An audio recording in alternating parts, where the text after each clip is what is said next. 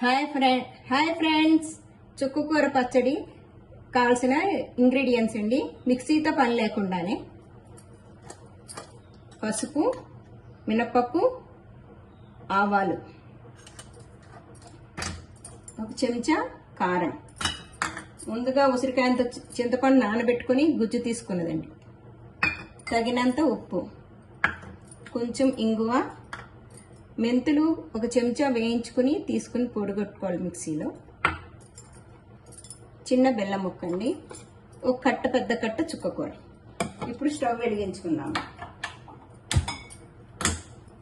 ఒక 5-6 చెంచాలు నూనె వేయాలండి, ముందుగానే వేసుకున్నా. కొంచెం ఫస్ట్ ఇంగు వేసేసుకుందాము, చిటికెడు ఇంగు అండి, పసుపు, మినపప్పు అండి ఒక చెంచన్నర, ఆవాలు కావాలంటే వేసుకోవచ్చు, జీలకర్ర అవసరం.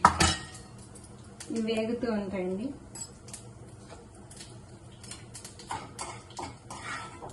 త్వరగానే వేగిపోయాయి, ముందే వెలిగించుకున్నాను నూనె. చుక్కకూర వేసేయాలి.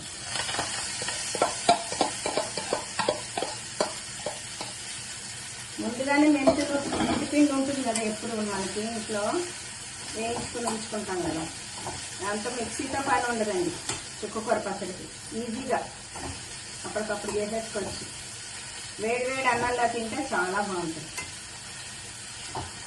ఇలా మగ్గిపోతూ ఉంటుంది.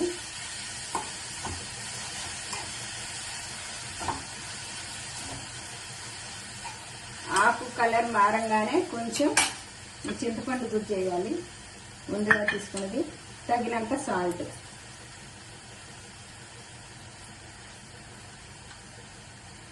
ఒకటిన్నర వేసానండి ఈ స్పూన్ తోటి, చిన్న బెల్లం ముక్క రుచికి. అంటే చుక్కకూర పులుపు చింతపండు కూడా వేసాం కదా, ఆ పులుపు విరగటం కోసం బెల్లం ముక్క కూడా వేసుకోవాలి చిన్నది.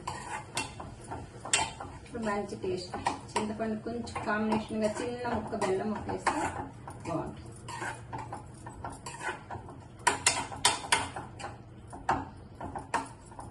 కొంచెం హైలో పెట్టుకొని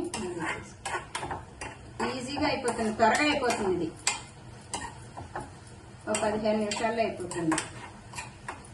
త్వరగా అయిపోవాలి అనుకుంటే బాక్సులోకి వాటికి ఈజీగా అయిపోతుంది చుక్కకూర పచ్చడి. అంటే గోంగూర పచ్చళ్ళ పోపు వేయించి మిక్సీకి చేసి అవన్నీ, అది మెథడ్ వేరు, ఈ మెథడ్ వేరు, ఈజీ మెథడ్.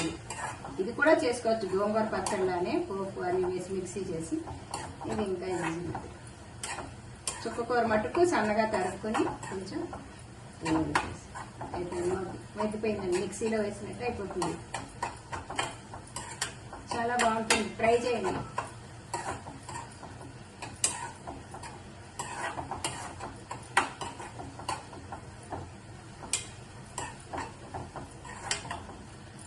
ఇప్పుడు కారం వేసుకున్నామండి. అది మన తినేంత ఎవరికి తినేదానికి సరిపడే కొంచెం 1/2 స్పూను మెంతిపిండి అండి, ఎక్కువ వేసుకుని చేయాలి. అంతే అండి, బాగా దగ్గరికి కలపాలి, కారం వేగేటట్టుగా. ఒక చెంచాన్నర వేసానండి కారం. అంటే చుక్కకూర ఇంత అవుతుంది కదా మగ్గిపోతే, మరి ఎక్కువ కారం వేసుకున్నా తినలేం, ఇలా చామరు వదులుతుందండి మనం వేసింది. ఇంకా ఆపేసుకోవటం.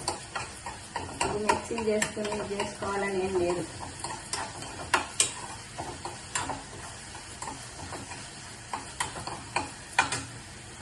ఇది కట్లోకి తీసేసుకో, స్టవ్ ఆపేసేయండి.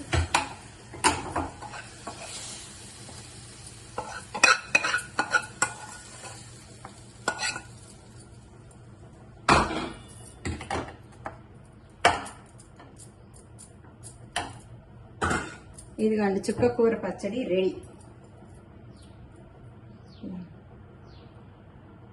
చాలా బాగుంటుందండి, వేడన్నాలో ట్రై చేసి చూడండి.